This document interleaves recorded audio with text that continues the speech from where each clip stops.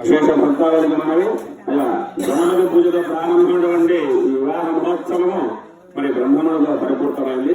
ఇలా ఆది దంపతుల స్వరూపంతో అమ్మవారు స్వామివారు మన రాముడు కళ్యాణ సీతా మహాలక్ష్మీదేవి ఈ వివాహ సమయంలో చక్కగా దంపతుల స్వరూపంలో కూర్చున్నారు కాబట్టి మరి వారికి షోడశోపచార పూజ చేసి నైవేద్యాలు పెట్టి మంగళ నిరాజనని కూడా సమర్పించుకున్నాం.